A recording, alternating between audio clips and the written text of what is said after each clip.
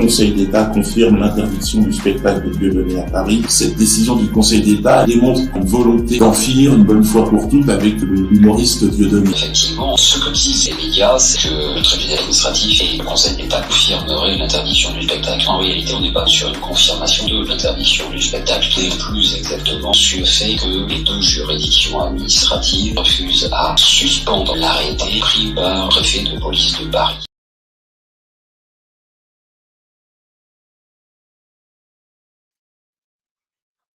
Salam alaikum, bonsoir, bonsoir. J'espère que vous allez bien. Content de vous retrouver ce soir pour la 28e chronique hebdomadaire avec Monsieur Cohen. Bonsoir, bonsoir à tous. Bonsoir Monsieur Cohen, bienvenue encore sur la plateforme Altitude. Donc ce soir, actualité qui n'est pas forcément une priorité, mais quelque chose qui vous a un petit peu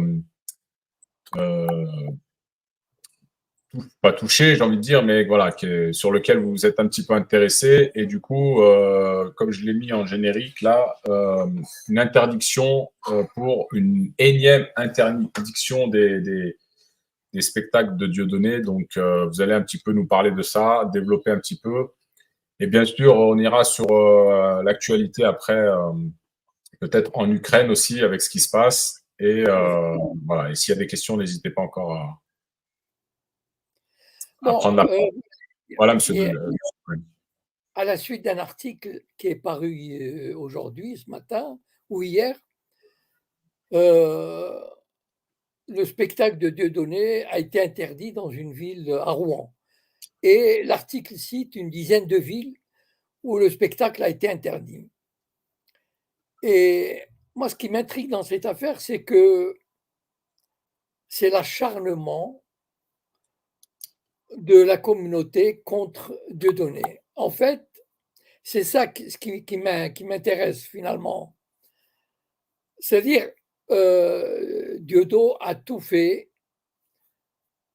Il est allé à Auschwitz, il s'est excusé, il a donné des interviews à des sites ultra-sionistes.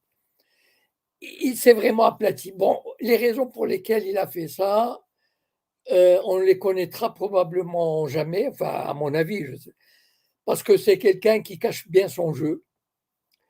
Il n'a pas tort. Enfin, chacun fait comme il veut, mais il semble que s'il a fait ça, c'est que, alors, il est probable qu'il a été trahi. C'est-à-dire, il est probable que Francis Lalanne, pas de manière volontaire, mais il est possible que Francis Lalanne ait servi naïvement d'intermédiaire. On aurait fait comprendre à Francis Lalanne que oui, s'il s'excusait, il pourrait revenir, etc. Et donc, bon, moi, à l'époque, dans une vidéo, j'avais dit que le Dieudonné se trouvait dans une situation très délicate vis-à-vis de la justice française, notamment en ce qui concerne ses biens. Il a beaucoup de biens, il a une super baraque, et encore, moi je suis allé 3 ou 4 fois, mais en fait, d'après Soral, ce qu'il nous montre quand on va chez lui, quand il y a la fête de la quenelle, n'est que vraiment enfin, l'entrée, quoi, disons. Parce qu'à l'intérieur, il y a Alain Soral est un des rares privilégiés qui a été admis. C'est absolument, on dirait, une villa hollywoodienne, des acteurs de Hollywood. Et donc, il garde ça très jalousement. Et il a la trouille de tout perdre parce qu'il a fait des montages très compliqués pour cacher ses biens, pour ne pas payer les amendes, pour ne pas payer les impôts, etc. Et comme il a des bisbilles avec son ex-compagne, celle-ci a comment dire, a décidé de tout déballer. Et donc, il a eu peur. Bon, ça se comprend. Je veux dire, c'est un mec qui a gagné beaucoup d'argent, non seulement par ses spectacles, mais il a quand même fait pas mal de trahisons. Par exemple, le million pour la Palestine, c'était 1 million, pas d'euros, mais de francs CFA. Enfin, il a promis des trucs sur les assurances, sur des cercueils. Enfin, c'est incroyable.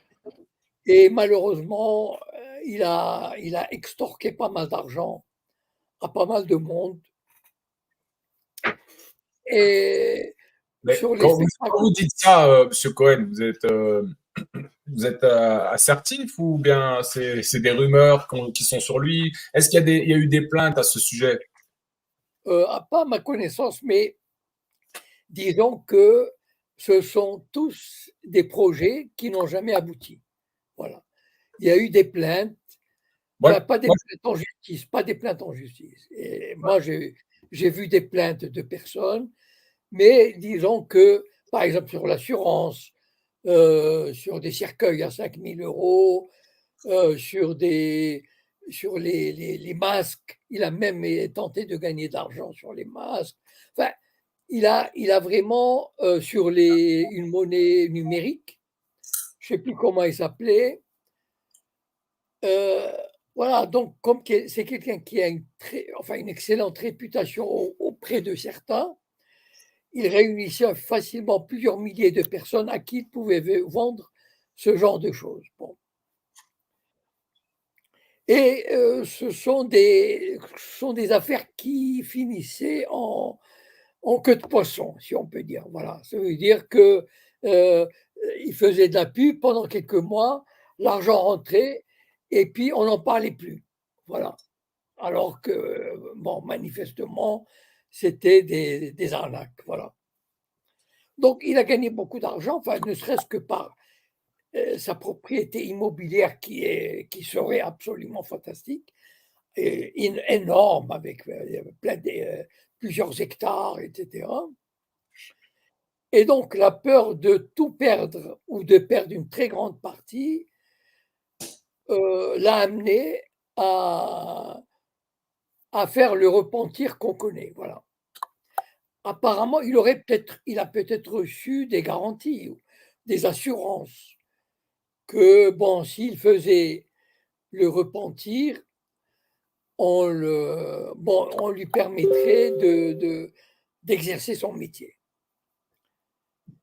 Et c'est là, je pense qu'il a fait preuve, bon, c'est très facile de le dire a posteriori, mais enfin, pendant 20 ans, il a tapé sur le fameux lobby dont on connaît,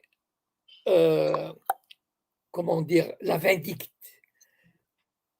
contre ceux qui osent se lever contre lui. Il est impitoyable, le lobby est impitoyable contre ceux qui osent se lever. Et donc, il a malheureusement, Dieudonné l'a appris à ses dépens. Ça veut dire il a tout fait, il a trahi, enfin de manière incroyable, il a accepté de trahir, il a retourné sa veste, il a changé de discours, il a quand même fait le voyage à Auschwitz. Enfin bon, je ne sais pas si on lui avait demandé de ramper devant une synagogue, il l'aurait fait. Et donc, il a cru que c'était arrivé, voilà. Et il a commencé à préparer un spectacle. Et là, malheureusement pour lui, à chaque fois qu'il déclare aller en spectacle, le lobby a, comment dire, a exercé ses leviers partout. Et là où il va, incroyable, en Belgique, en France, c'est interdit, interdit, interdit. Voilà, c'est vraiment, il y a pas de. C'est juste hallucinant. Et donc, malheureusement pour lui, enfin, je veux dire, je crois que le lobby a voulu prouver une chose avec des données. Deux choses. D'abord, il a voulu prouver aux autres que faites attention, si vous vous prenez à la communauté, vous paierez très cher et vous paierez un prix exorbitant.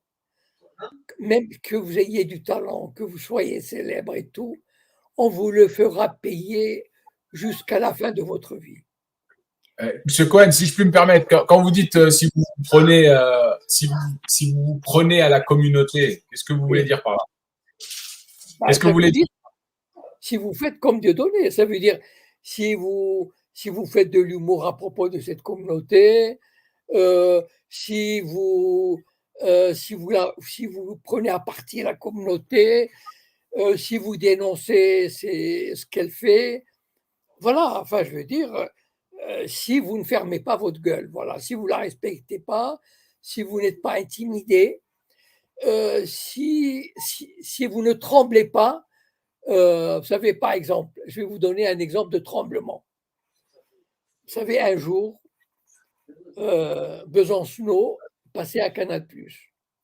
Il y a plusieurs années déjà, il y a 7-8 ans.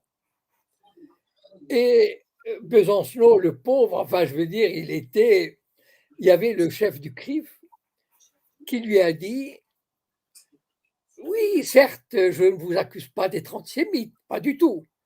Mais enfin, vous avez manifesté avec des gens et donc on aurait pu croire que vous avez une petite faiblesse. C'est vraiment la mise en demeure, comment dire, il il a voulu l'écraser comme ça publiquement parce que c'est en direct.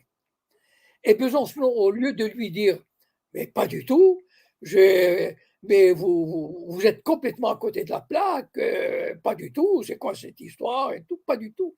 Il a pleuré.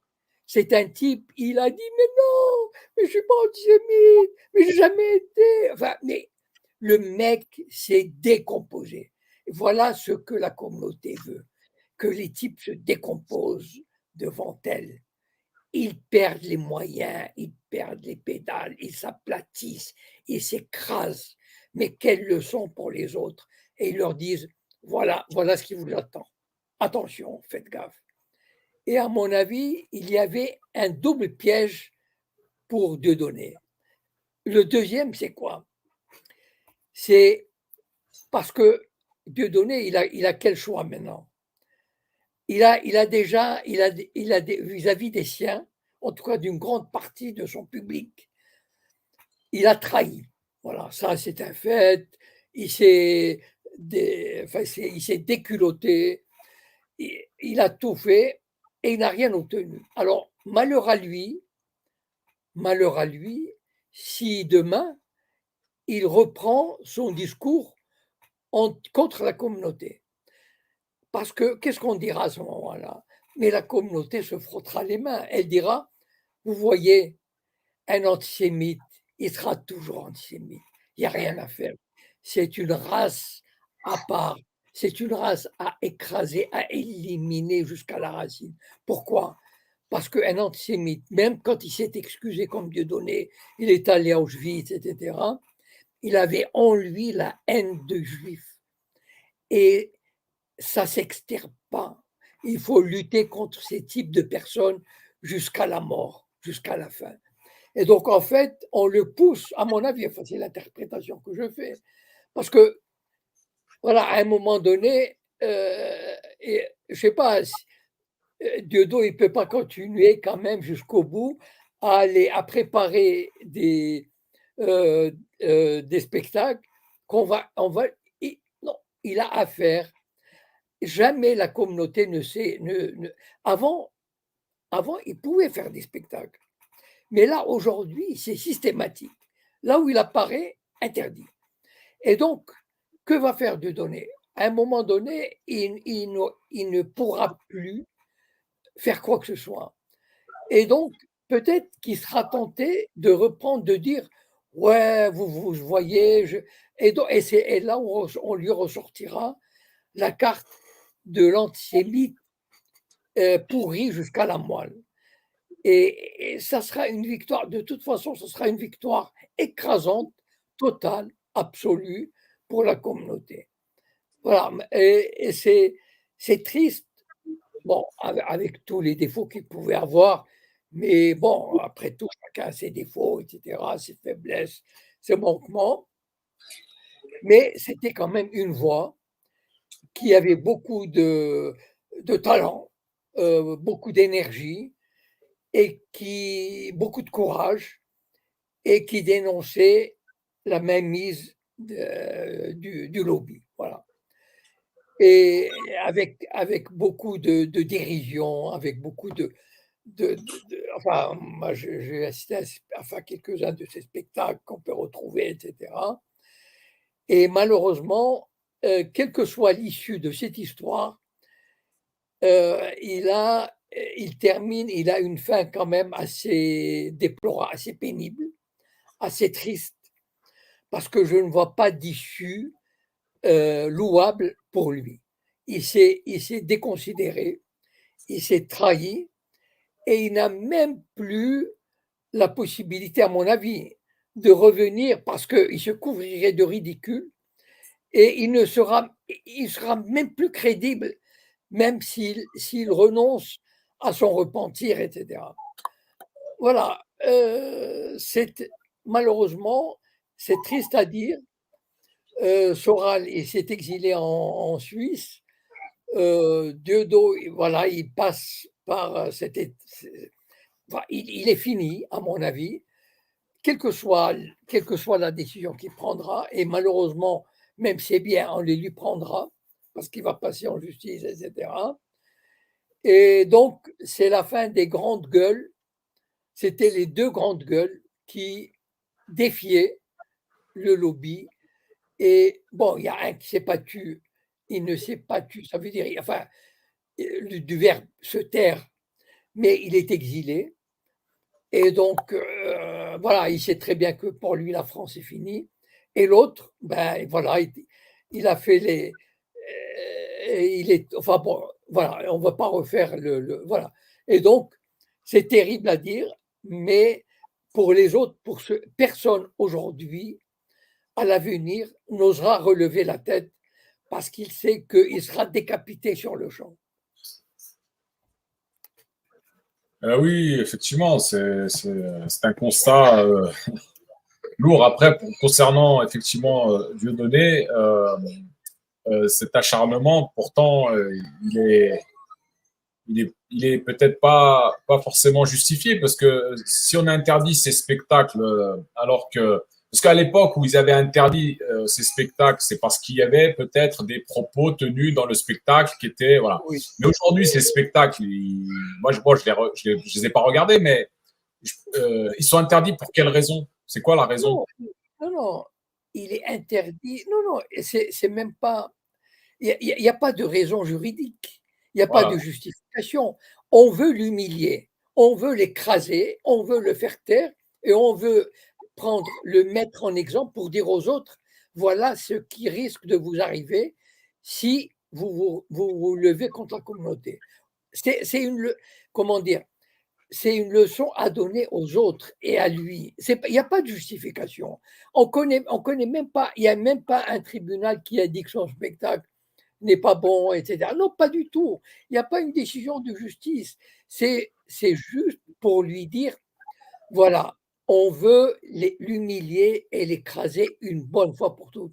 Et lui dire, eh ben, tu t'es révolté, même ton repentir, il ne vaut rien et on va t'écraser quand même. Voilà. C'est vrai après ces c'est une- excuses, Pardon?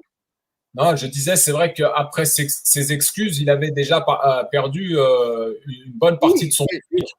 Parce que d'ailleurs, je crois qu'il a fait son fameux rendez-vous annuel du bal des quenelles, qui a eu un flop énorme. Apparemment, il y avait très peu de monde cette année, de ce que j'ai entendu. Donc, Moi, effectivement, voilà. Mais bah là, c'est un acharnement qui va peut-être finir par l'enterrer, hein, malheureusement. oh oui, Euh, non, pour la voilà, scène. je ne vois vraiment pas d'avenir pour lui. Parce que quoi qu'il fasse, comment dire, euh, euh, il est il est interdit, voilà. Quoi qu'il fasse. Je veux dire, même s'il fait un sketch sur les Martiens ou un sketch sur, je sais pas moi, le Cameroun ou n'importe quoi, du fait qu'il s'appelle Dieudonné, que c'est Dieudonné, il ne pourra plus apparaître en public. Voilà. Ça veut dire que le lobby a décrété ça et il a suffisamment de moyens pour faire respecter cette, cet interdit. Voilà.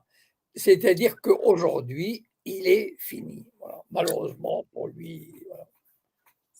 Très bien. Bon, bah écoutez, je crois que bon, je vais quand même poser la question. Samsoul, est-ce que tu veux réagir sur le sujet ou pas du tout? Non, Samsoul a disparu. Elle est sortie. Ok. Non, bah écoutez, on va clôturer. Est-ce qu'il y a des personnes qui veulent réagir sur le sujet? N'hésitez pas. Sinon, bah, on va passer à un autre sujet d'actualité. En l'occurrence, Monsieur Cohen, vous vouliez parler de l'Ukraine.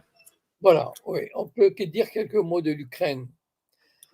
Je ne sais pas ce qui se prépare en Ukraine, mais bon, militairement parlant, je ne suis pas loin de là le mieux qualifié pour vous en parler. Il y a des gens, il y a sur les réseaux sociaux, il y a des gens qui font ça très très bien. Je vous engage à aller écouter Jacques Beau. Il y a aussi une émission hebdomadaire de Régis de Castelnau. Je vous conseille vivement de la regarder, Vue du droit. Il fait une vidéo le vendredi à peu près. Elle est vraiment avec un expert militaire. Il y a aussi, comment il s'appelle celui, Xavier Moreau.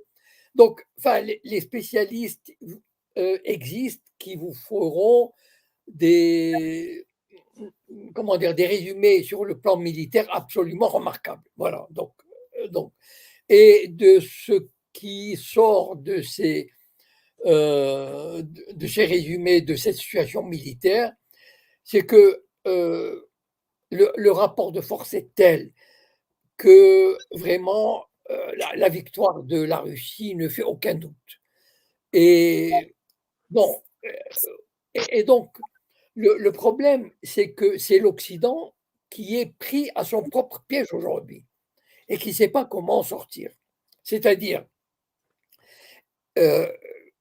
bon, l'Occident a joué, vous savez, c'est comme au poker, hein, il a fait tapis, il a dit, parce que l'Ukraine aurait pu, vous savez que dès le deuxième jour de l'invasion russe, ou enfin en tout cas de l'entrée des forces russes en Ukraine, Zelensky a proposé de trouver un accord aux conditions, enfin disons, en respectant les conditions russes, parce qu'il a compris que peut-être il a compris qu'il vaut mieux ne pas s'engager dans une guerre. Mais c'est l'Amérique et surtout la Grande-Bretagne qui avait poussé Zelensky à refuser, et on lui a dit, ça c'est établi, je veux dire, c'est pas des racontars. Bon, et donc on lui a dit, on te donnera les armes et on va appliquer des sanctions qui feront tomber le régime russe. C'est-à-dire les sanctions seront telles que ce régime va s'effondrer. C'était, je ne sais pas, apparemment c'était une croyance de l'Occident. Voilà. On avait cru, je pense que si l'Occident avait eu une vision beaucoup plus réaliste des choses, peut-être qu'il aurait hésité à le faire. Peut-être. Bon. Mais en tout cas, il s'est engagé et les Russes ont construit de manière, pour résumer, hein, ont construit de manière rationnelle, prudente, lente. Ils ne sont pas engagés dans des aventures militaires au-delà des régions où ils étaient les bienvenus. Donc, ils ne sont pas allés chercher, ils ne sont pas allés dans l'ouest de l'Ukraine. Ils ont préservé l'Ukraine quand même. Ils n'ont pas détruit tous les ponts sur le Dniepr. Ils n'ont pas détruit tous les aéroports. Ils n'ont pas détruit les tunnels. Ils n'ont pas détruit toutes les voies de communication. Ils ont commencé à détruire le système énergétique, etc., ukrainien qu'une année après le début du conflit.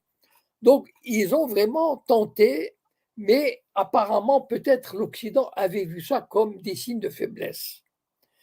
Maintenant, il y a des signes qui montrent que, manifestement, euh, et surtout vis-à-vis du monde, le, le, le, le- le conflit ukrainien a poussé pas mal de pays dans les bras du BRICS, des BRICS. Regardez par exemple l'Arabie saoudite.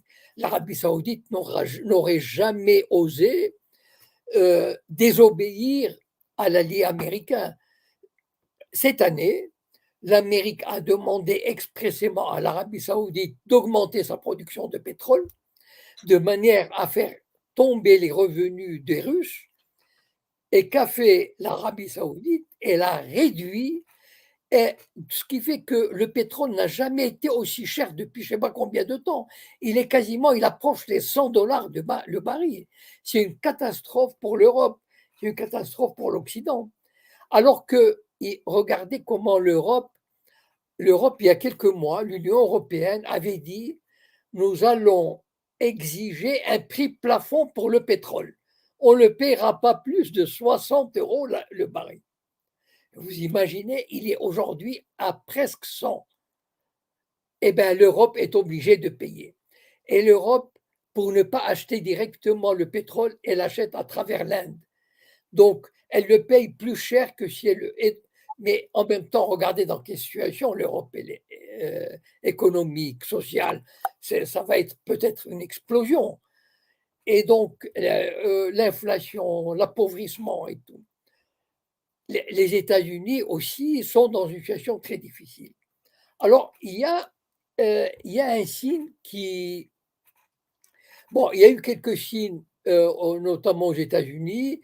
Zelensky était devant l'Assemblée générale des Nations unies. Il n'a pas eu l'accueil d'il y a un an. Enfin, je veux dire, c'est fini. Le temps où on le célébrait, on l'entourait. Mais il y a deux éléments qui sont arrivés ces derniers jours et qui sont vraiment annonciateurs d'un changement probable. Le tout, c'est de savoir l'habiller, ce changement. Parce que comment l'Europe, qui continue à dire, regardez par exemple, qui continue à dire, nous défendrons l'Ukraine, la Russie ne peut pas gagner, elle ne doit pas gagner, etc., etc. Mais en même temps, la Pologne est l'allié le plus proche, le plus anti-russe. La Pologne est le pays qui a accueilli en Occident le maximum, le plus de réfugiés. La Pologne qui est devenue la base où l'OTAN envoie ses tanks, ses munitions, la formation, etc. Et il y a eu trois éléments qui ont changé quasiment la donne. La Pologne a d'abord décrété un embargo sur les céréales ukrainiennes. Bon, vous savez que vous savez, la Pologne est quand même un État, par certains côtés, moi, il me ravit. Vraiment, c'est un État qui a des cojones, qui a vraiment, qui a le sens de l'intérêt national. C'est pas Macron, hein. Macron à côté, c'est vraiment, il a tout du larbin, il a tout du lâche, alors que le régime polonais, c'est un régime qui ose parce qu'il défend ses intérêts. Voilà. Et il ose, par exemple, même contre Israël, par exemple. Vous savez, la Pologne est un pays qui a établi une loi. C'est juste pour dire à quel point, vous imaginez la Pologne, elle a tenu tête à Israël et à l'Amérique sur la Shoah. Elle a établi une loi pour défendre l'intérêt national polonais. Et elle a dit que celui qui irait contre les intérêts de la Pologne, par exemple, qui dirait que la Pologne a collaboré avec l'Allemagne, etc., et il sera poursuivi en justice. Donc, et elle ne partage pas le storytelling de l'Allemagne, d'Israël, etc. sur la Shoah. Elle a tenu tête et c'est Israël qui s'est incliné devant la détermination polonaise. C'est juste pour vous dire à quel point ce régime polonais me ravit beaucoup parce qu'il tient tête. Je m'en fiche de comment, de quel côté, mais c'est un pays qui défend ses droits, qui défend sa souveraineté, et ça, c'est quand même important à dire. Donc, les céréales polonaises, comme elles ont de moins en moins de débouchés sur la mer Noire, elles ont déferlé sur la Pologne et la Roumanie. Et la Pologne a dit stop, oula, parce que sinon, les prix vont s'effondrer et ces agriculteurs vont payer le prix fort. Et donc, il a dit, il n'est pas question que les céréales ukrainiennes rentrent en Pologne. Et qu'a fait Zelensky? Vraiment, il n'a absolument pas tout ce que ces pays ont fait pour lui.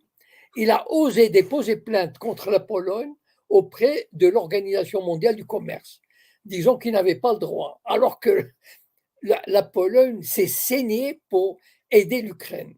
Bon. Et donc, l'Ukraine a décidé aujourd'hui, elle a rendu publique la décision qu'elle ne livrera plus aucune arme à l'Ukraine. Ça y est, fini. Aucune arme. Alors, est-ce que ça serait même les armes de l'OTAN ou bien ses propres armements? En tout cas, c'est un coup très dur pour l'Ukraine. Ça veut dire que vraiment, l'alliance, ça c'est, à mon avis, ça peut être que téléguidé par l'Amérique qui lui dit, bon, parce que l'Amérique ne peut pas aujourd'hui dire je change mon discours. Donc, il le fait par l'intermédiaire de la Pologne. La Pologne est un allié, l'allié le plus proche de l'Amérique.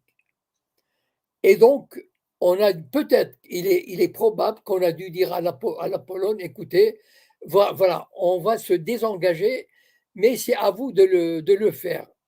Et la Pologne, en fidèle, vraiment le très fidèle allié de l'Amérique, et ça, c'est un coup porté à l'alliance de l'OTAN contre l'Ukraine, parce que vous imaginez, la Pologne qui décide. Et troisième élément de la Pologne, à une vidéo que j'ai publiée il y a quelques minutes sur mon VK et Telegram, le président polonais, voilà ce qu'il a dit. Il a dit, vous savez, l'Ukraine, c'est comme une personne qui se noie. Et quand une personne se noie, il est très délicat de lui tendre la main pour la sauver. Pourquoi? Parce que cette personne, dans son énergie de désespoir, déploie une force telle pour ne pas se noyer qu'elle risque d'entraîner la personne qui veut la sauver, elle risque de l'entraîner dans la noyade. Vous voyez le message que la Pologne veut faire passer? On peut plus, l'Ukraine n'est plus sauvable. On ne peut plus la sauver. Pourquoi? Parce que c'est comme un noyé qui risque de nous entraîner dans sa noyade. À mon avis, ça prépare pas mal de choses. Ça veut dire, ça doit préparer un changement de stratégie de l'OTAN.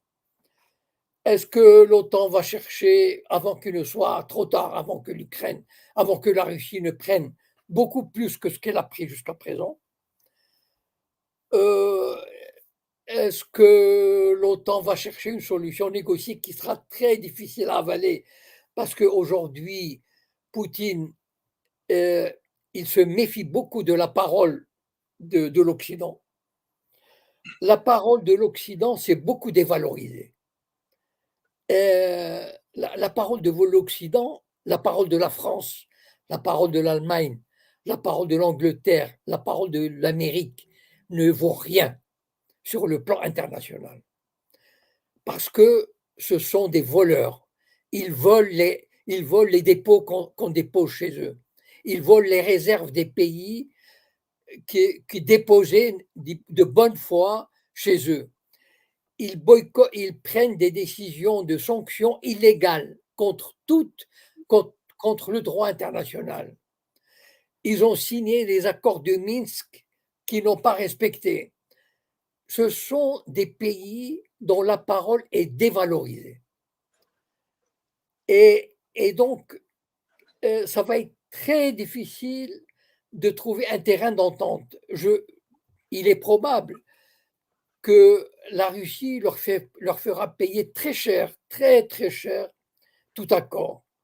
C'est-à-dire, elle exigera des choses absolument, par exemple, si ce qui restera de l'Ukraine, par exemple, je ne sais pas, mais j'imagine, il n'y aura pas d'armée. C'est que pour la Russie, la seule solution valable, et d'ailleurs, mais si Poutine ose faire un accord qui ne soit pas dans l'intérêt de la Russie, il risque gros au sein de son pays. Parce que l'armée, les services de renseignement, etc., sont très remontés contre sa modération. Et donc, il y a enfin, on dit que ce qu'il voudrait, c'est, et d'ailleurs, je pense que Lavrov l'avait dit, c'est qu'il y aurait une espèce de capitulation, comme l'Allemagne nazie a capitulé, comme le Japon a capitulé. Ça veut dire quoi la capitulation? Ça veut dire que l'Ukraine dira à la Russie, je n'exige rien. C'est toi le patron, tu as gagné, tu poses tes conditions, toutes les conditions que tu poseras, on les acceptera. C'est comme ça que l'Allemagne nazie a fait, c'est comme ça que le Japon a fait, c'est-à-dire c'est une capitulation sans condition. Et la Russie, je pense qu'elle demandera ça, c'est-à-dire, voilà. Et la Russie demandera à ce moment-là, eh ben, la fin de l'armée ukrainienne, ça veut dire qu'il n'y aura plus d'armée, ou enfin une petite force de 50 000 hommes pour maintenir l'ordre, etc., une neutralité absolue, aucun accord international avec l'UE, etc.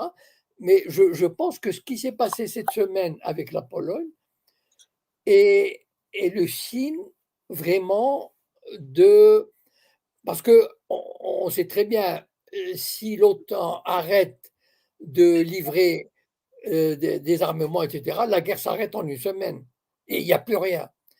Et l'Occident se dit, bon, c'est peut-être le moment où, enfin, c'est peut-être le moment, ils auraient pu faire ça il y a un an, mais peut-être que maintenant, avant qu'il y ait l'effondrement, parce que aux yeux du monde, il y a aussi enfin, je veux dire, l'échec.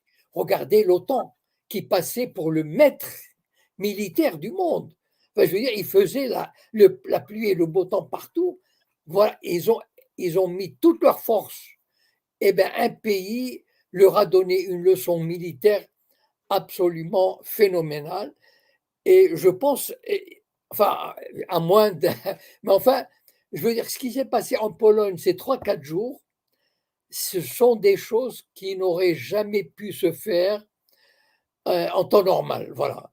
Et à mon avis, annonciateur d'un changement important. On le verra dans les semaines ou les mois qui viennent. Voilà. Alors, merci, M. Cohen. Il y a peut-être une intervention. Flitox, salam alaikum. Oui, salam alaikum. Bonsoir tout le monde. Bonsoir. Moi, je voulais juste poser une question.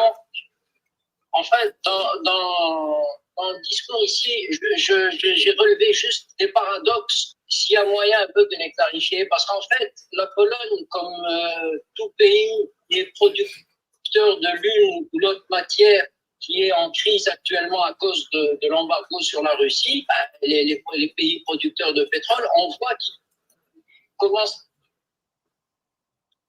à se manifester, au même titre que la Pologne d'ailleurs par rapport au... Alors, attends une seconde. Attends une seconde, s'il te plaît. Attends, Flitox, tu m'entends? Oui. Attends, parce que ça bug un petit peu, on t'entend pas bien. Attends une seconde.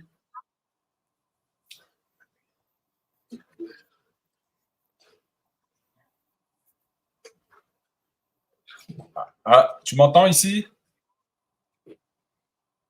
Flitox? Non? Il n'y a plus personne.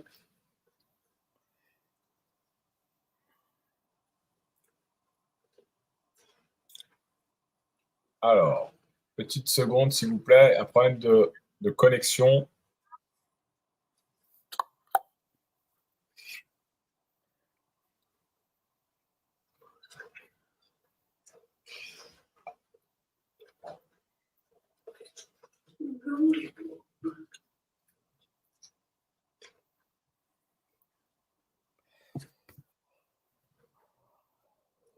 Alors, malheureusement, on n'a pas pu entendre la question.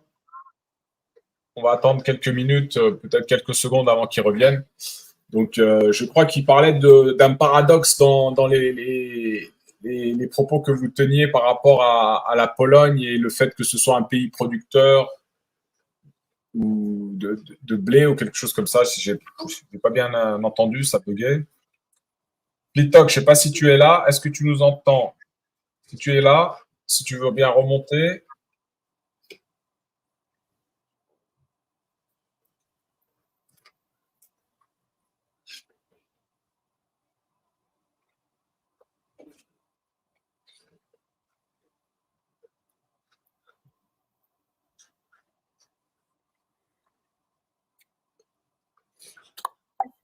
Samsoul, je ne sais pas si tu m'entends. Est-ce que tu m'entends? Si tu m'entends, fais-moi un petit signe, s'il te plaît.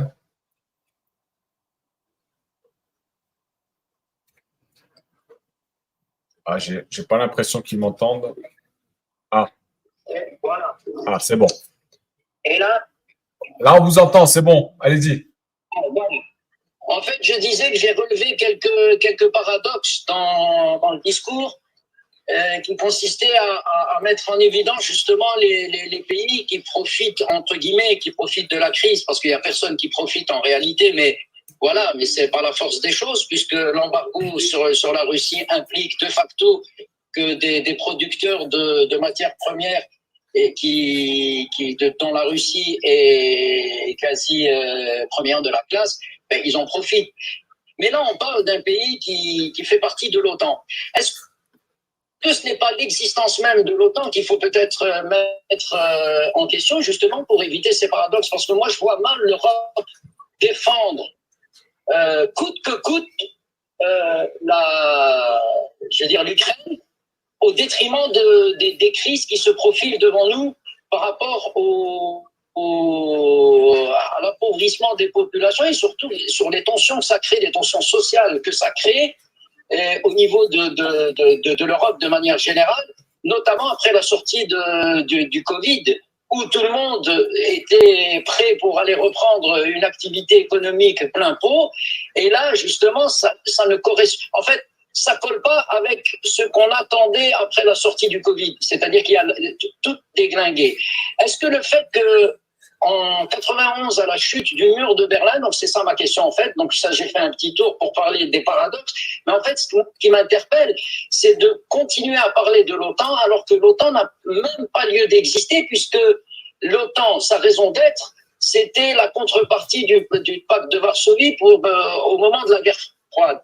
Mais n'ayant plus potentiellement de guerre froide, puisque le pacte de Varsovie a été dissous en 91, pourquoi est-ce que l'OTAN continue à installer des bases et à menacer? Ils menacent qui? Puisqu'ils sont maîtres à bord, ils étaient maîtres à bord. Mais en fait, ils n'ont fait que raviver justement ce deuxième pôle. Et c'est ça, moi, c'est ça qui me gêne. Est-ce que oui, j'ai compris, oui. ne régleront pas définitivement le problème? Merci. Logiquement et rationnellement, vous avez raison. Sauf que le problème, en 1990-91, l'URSS s'effondre. Alors, il y a le choix. Alors, à ce moment-là, l'Amérique avait le choix entre deux voies.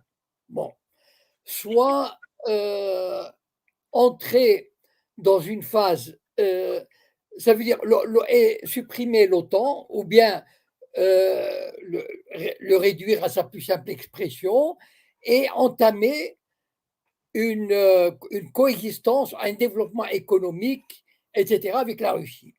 ce que les Américains ou l'Occident avaient fait miroiter, par exemple, à Gorbatchev. On leur a dit, oui, voilà, on va pas, on va limiter l'action de l'OTAN.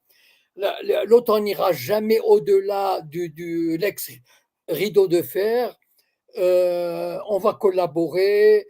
Il y avait des Américains qui étaient allés en Russie dans les principaux ministères d'économie, sur la défense.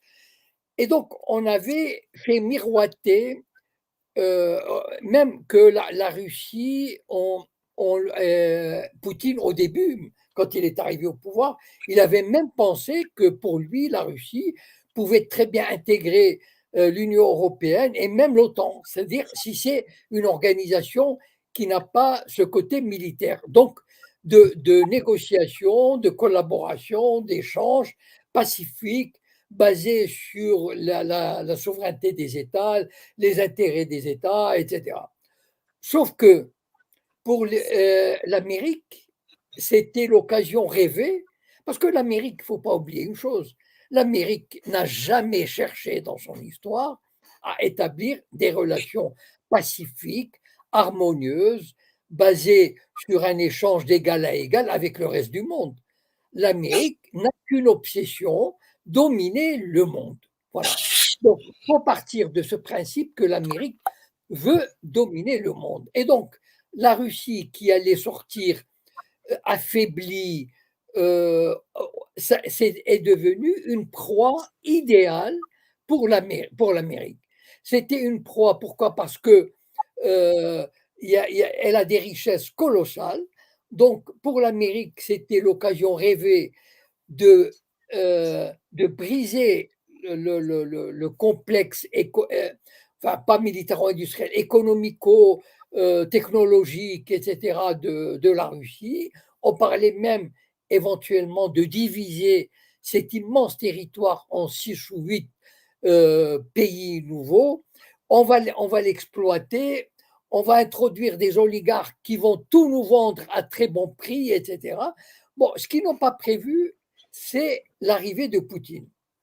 Et Poutine, au départ, il est arrivé pour défendre ce projet-là, justement, des oligarques. Parce qu'on a pensé que il passait pour quelqu'un d'effacé, qu'on allait manipuler. Voilà. Et donc, au début des années 2000, Poutine, il n'était pas assez fort encore. Il était vraiment, la Russie sortait vous savez, les 10 années, les 1990-2000, ça a été une catastrophe pour la Russie. Vous savez, aujourd'hui, par exemple, les retraites représentaient, comment dire, il y a 20 ans, représentaient peut-être le 10e ou le 50e de ce qu'elles sont aujourd'hui. Il y avait la mortalité infantile, l'armée était corrompue, tout était corrompu. C'était vraiment un pays qui allait à volo. Et l'Amérique se frottait les mains devant un tel désastre qu'elle allait pouvoir exploiter. Et donc, Poutine, d'abord, il a remis à sa place les oligarques, il a réorganisé l'armée, il a réorganisé l'économie. Pourquoi il n'est pas intervenu en 2014, par exemple? Parce qu'il savait très bien qu'il n'était pas encore militairement, économiquement assez fort pour défendre quand il y a eu le coup d'État de Maïdan. Et les Américains poussaient, ils ont intégré, ils ont mis dans l'OTAN les Pays-Bas, la Pologne, et la Russie n'était pas encore assez forte pour s'y opposer.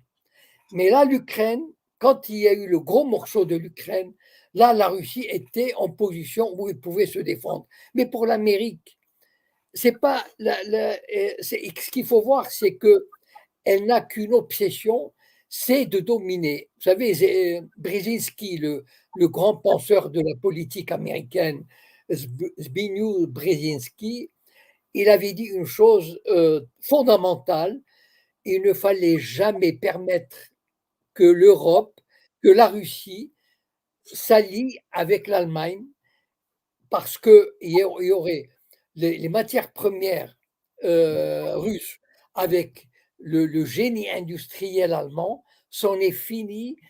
L'Amérique n'aura plus de moyens de pression sur l'Europe. Et c'est pour ça d'ailleurs qu'ils ont été contre le gazoduc. Merkel a résisté à beaucoup de pressions américaines pour construire ce gazoduc. Et finalement, les Américains l'ont détruit. Maintenant, le paradoxe dont parlait notre ami tout à l'heure, qui est pourquoi les États européens, au sortir du Covid, alors pourquoi se lancer dans une aventure alors qu'il fallait justement ne pas se lancer dans cette aventure pour l'Ukraine, pour les sanctions qui font mal, etc. Oui, mais malheureusement, les dirigeants européens on a construit leur soumission à l'Amérique depuis des années. Macron est un jouet, est un young leader qui a été formaté aux États-Unis comme les dirigeants allemands, comme les dirigeants polonais, comme les dirigeants européens. Et donc, c'est tout un travail qui a été fait depuis des années et des années qui a mené à la soumission politique, idéologique, économique des Européens vis-à-vis de l'Amérique. Et donc, quand l'Amérique dit vous allez faire un embargo contre la Russie, bien que ce soit contre vos intérêts, ben, les dirigeants européens, contre les intérêts de leur peuple, les dirigeants européens le font. C'est un paradoxe, mais malheureusement, c'est un paradoxe. Si on le met dans la compréhension globale des relations américano-européennes, et tout à fait, c'est-à-dire que les États européens sont des vassaux de l'Amérique. Voilà, ils ont accepté de se soumettre au chef yankee et donc contre leurs propres intérêts. Regardez par exemple la France qui a vendu Alstom, qui a vendu des sociétés extraordinairement stratégiques à l'Amérique, et bien, contre ses propres intérêts, l'Europe se soumet à l'Amérique.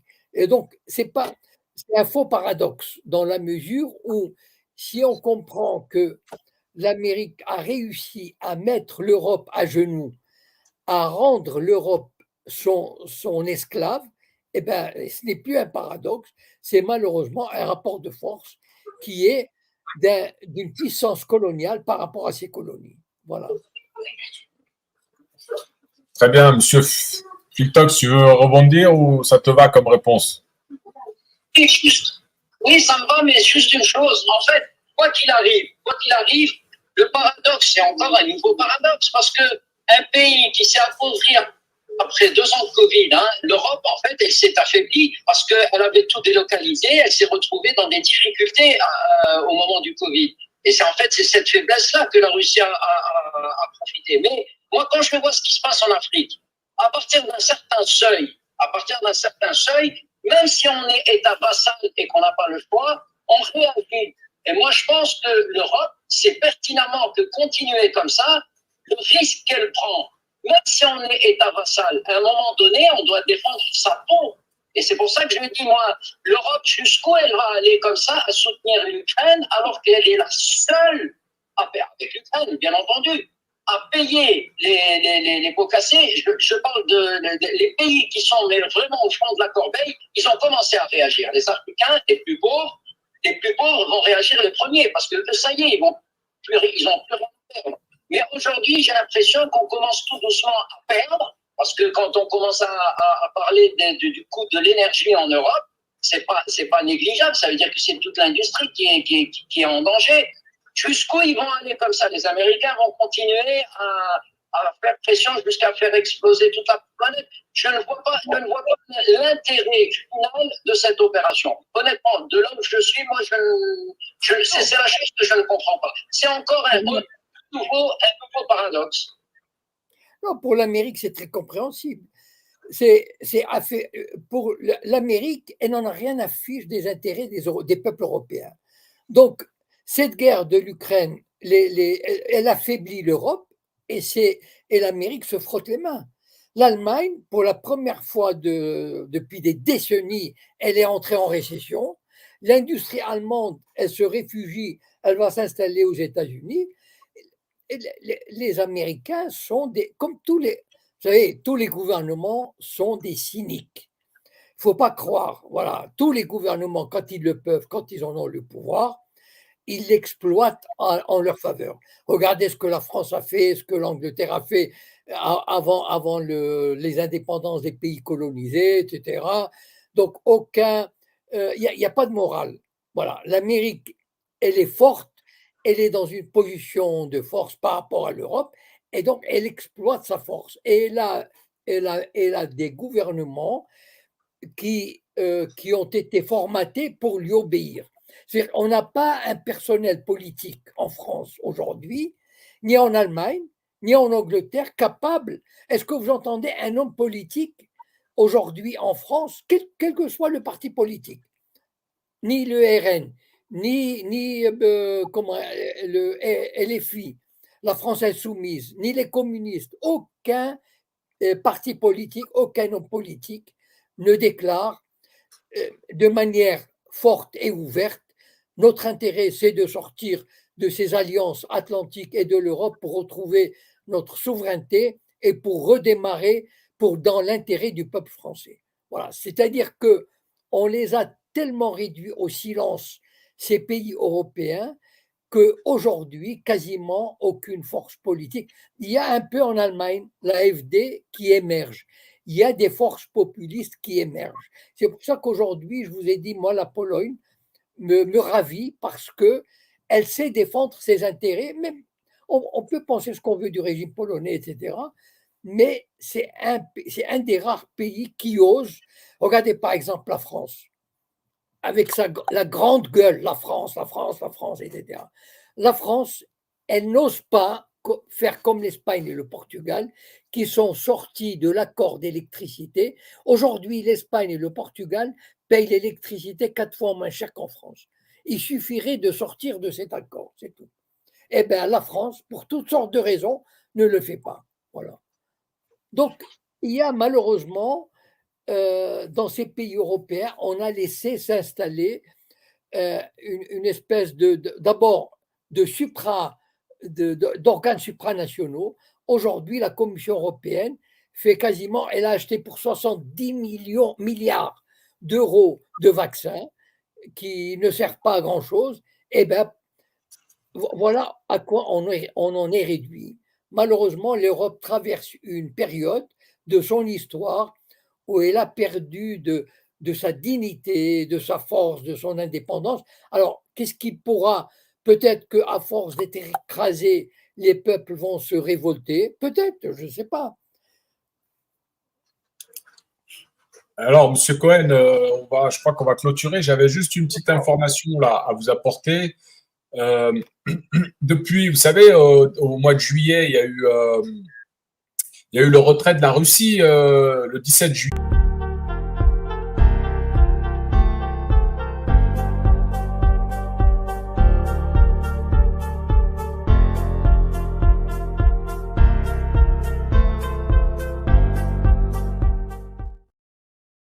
Le Conseil d'État confirme l'interdiction du spectacle de Dieudonné à Paris. Cette décision du Conseil d'État démontre une volonté d'en finir une bonne fois pour toutes avec l'humoriste Dieudonné. Effectivement, ce que disent les médias, c'est que le tribunal administratif et le Conseil d'État confirmeraient l'interdiction du spectacle. En réalité, on n'est pas sur une confirmation de l'interdiction du spectacle, mais plus exactement sur le fait que les deux juridictions administratives refusent à suspendre l'arrêté pris par le préfet de police de Paris.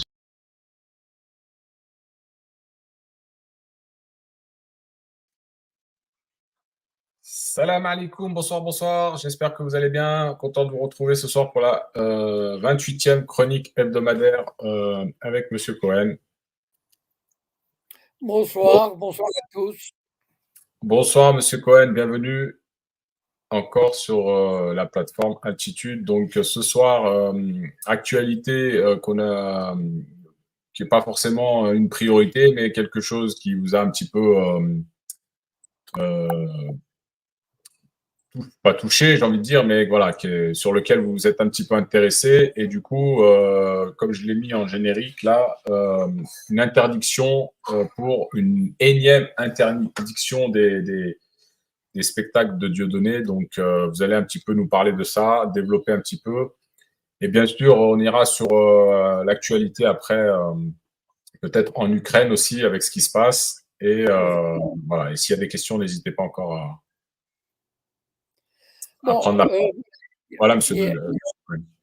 à la suite d'un article qui est paru aujourd'hui, ce matin, ou hier, le spectacle de Dieudonné a été interdit dans une ville à Rouen.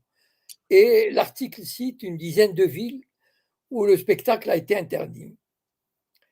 Et moi, ce qui m'intrigue dans cette affaire, c'est que c'est l'acharnement de la communauté contre Dieudonné. En fait, c'est ça qui m'intéresse finalement. C'est-à-dire, Dieudo a tout fait. Il est allé à Auschwitz, il s'est excusé, il a donné des interviews à des sites ultra-sionistes. Il s'est vraiment aplati. Bon, les raisons pour lesquelles il a fait ça, on ne les connaîtra probablement jamais, enfin, à mon avis, parce que c'est quelqu'un qui cache bien son jeu. Il n'a pas tort. Enfin, chacun fait comme il veut, mais il semble que s'il a fait ça, c'est que, alors, il est probable qu'il a été trahi. C'est-à-dire, il est probable que Francis Lalanne, pas de manière volontaire, mais il est possible que Francis Lalanne ait servi naïvement d'intermédiaire. On aurait fait comprendre à Francis Lalanne que oui, s'il s'excusait, il pourrait revenir, etc. Et donc, bon, moi, à l'époque, dans une vidéo, j'avais dit que le Dieudonné se trouvait dans une situation très délicate vis-à-vis de la justice française, notamment en ce qui concerne ses biens. Il a beaucoup de biens, il a une super baraque, et encore, moi je suis allé 3 ou 4 fois, mais en fait, d'après Soral, ce qu'il nous montre quand on va chez lui, quand il y a la fête de la quenelle, n'est que vraiment enfin, l'entrée, quoi, disons. Parce qu'à l'intérieur, il y a Alain Soral est un des rares privilégiés qui a été admis. C'est absolument, on dirait, une villa hollywoodienne, des acteurs de Hollywood. Et donc, il garde ça très jalousement. Et il a la trouille de tout perdre parce qu'il a fait des montages très compliqués pour cacher ses biens, pour ne pas payer les amendes, pour ne pas payer les impôts, etc. Et comme il a des bisbilles avec son ex-compagne, celle-ci a décidé de tout déballer. Et donc, il a eu peur. Bon, ça se comprend. Je veux dire, c'est un mec qui a gagné beaucoup d'argent, non seulement par ses spectacles, mais il a quand même fait pas mal de trahisons. Par exemple, le million pour la Palestine, c'était 1 million, pas d'euros, mais de francs CFA. Enfin, il a promis des trucs sur les assurances, sur des cercueils. Enfin, c'est incroyable. Et malheureusement, il a extorqué pas mal d'argent à pas mal de monde. Et Mais sur les quand spectacles, vous dites ça, monsieur Cohen, vous êtes assertif ou bien c'est des rumeurs qui sont sur lui? Est-ce qu'il y a eu des plaintes à ce sujet? pas à ma connaissance, mais disons que ce sont tous des projets qui n'ont jamais abouti. Voilà. Il y a eu des plaintes, Moi, pas des moi, plaintes en justice, pas des plaintes en justice. Et moi, j'ai vu des plaintes de personnes, mais disons que, par exemple, sur l'assurance, sur des cercueils à 5 000 euros, sur des sur les masques. Il a même tenté de gagner de l'argent sur les masques. Enfin, il a vraiment sur une monnaie numérique, je ne sais plus comment il s'appelait. Voilà, donc comme c'est quelqu'un qui a une excellente réputation auprès de certains, il réunissait facilement plusieurs milliers de personnes à qui il pouvait vendre ce genre de choses. Bon. Et ce sont des affaires qui finissaient en queue de poisson, si on peut dire. Voilà, ça veut dire que il faisait de la pub pendant quelques mois, l'argent rentrait et puis on n'en parlait plus. Voilà. Alors que, bon, manifestement, c'était des arnaques. Voilà. Donc, il a gagné beaucoup d'argent, enfin, ne serait-ce que par sa propriété immobilière qui serait absolument fantastique, et énorme, avec plusieurs hectares, etc. Et donc, la peur de tout perdre ou de perdre une très grande partie l'a amené à faire le repentir qu'on connaît. Voilà. Apparemment, il a peut-être reçu des garanties, ou des assurances que, bon, s'il faisait le repentir, on lui permettrait d'exercer son métier. Et c'est là, je pense qu'il a fait preuve, bon, c'est très facile de le dire a posteriori, mais enfin, pendant 20 ans, il a tapé sur le fameux lobby dont on connaît, comment dire, la vindicte contre ceux qui osent se lever contre lui. Il est impitoyable, le lobby est impitoyable contre ceux qui osent se lever. Et donc, il a malheureusement, Dieudonné l'a pris à ses dépens. Ça veut dire il a tout fait, il a trahi, enfin de manière incroyable, il a accepté de trahir, il a retourné sa veste, il a changé de discours, il a quand même fait le voyage à Auschwitz. Enfin bon, je ne sais pas si on lui avait demandé de ramper devant une synagogue, il l'aurait fait. Et donc, il a cru que c'était arrivé, voilà. Et il a commencé à préparer un spectacle. Et là, malheureusement pour lui, à chaque fois qu'il déclare aller en spectacle, le lobby a, comment dire, a exercé ses leviers partout. Et là où il va, incroyable, en Belgique, en France, c'est interdit, interdit, interdit. Bah, c'est vraiment, il y a pas de. C'est juste hallucinant. Et donc, malheureusement pour lui, enfin, je veux dire, je crois que le lobby a voulu prouver une chose avec Dieudonné. Deux choses. D'abord, il a voulu prouver aux autres que faites attention, si vous vous prenez à la communauté, vous paierez très cher. Et vous paierez un prix exorbitant. Même que vous ayez du talent, que vous soyez célèbre et tout, on vous le fera payer jusqu'à la fin de votre vie. Monsieur Cohen, si je puis me permettre, quand vous dites si vous prenez à la communauté, qu'est-ce que vous voulez dire par là? Qu'est-ce que vous voulez dire? Si vous faites comme Dieudonné, ça veut dire si vous faites de l'humour à propos de cette communauté, si vous prenez à partie la communauté, si vous dénoncez ce qu'elle fait, voilà, enfin je veux dire, si vous ne fermez pas votre gueule, voilà, si vous ne la respectez pas, si vous n'êtes pas intimidé, si vous ne tremblez pas, vous savez, par exemple, je vais vous donner un exemple de tremblement. Vous savez, un jour, Besancenot passait à Canal+. Il y a plusieurs années déjà, il y a 7-8 ans. Et Besancenot, le pauvre, enfin, je veux dire, il y avait le chef du CRIF qui lui a dit: oui, certes, je ne vous accuse pas d'être antisémite, pas du tout. Mais enfin, vous avez manifesté avec des gens, et donc on aurait pu croire que vous avez une petite faiblesse.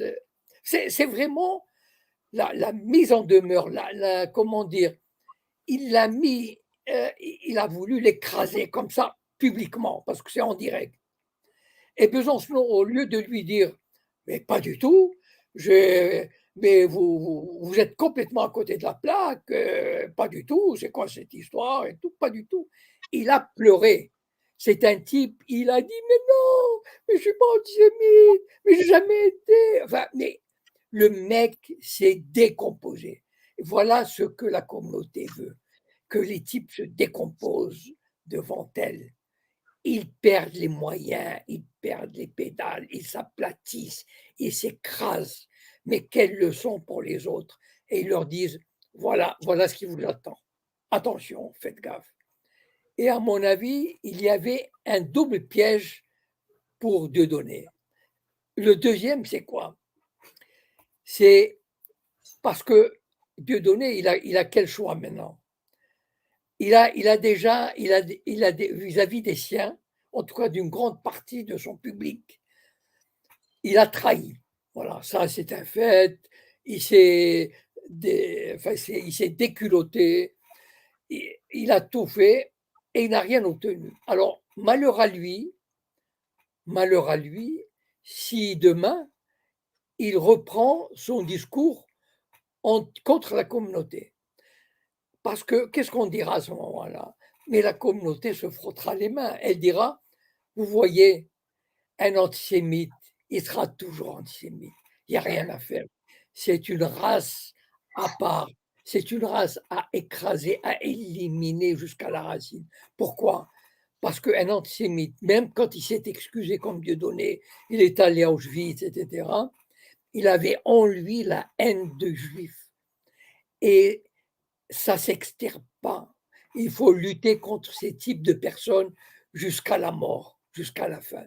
Et donc, en fait, on le pousse, à mon avis, enfin, c'est l'interprétation que je fais, parce que, voilà, à un moment donné, et, je ne sais pas, Dieudonné, il ne peut pas continuer quand même jusqu'au bout à préparer des spectacles non, il a affaire.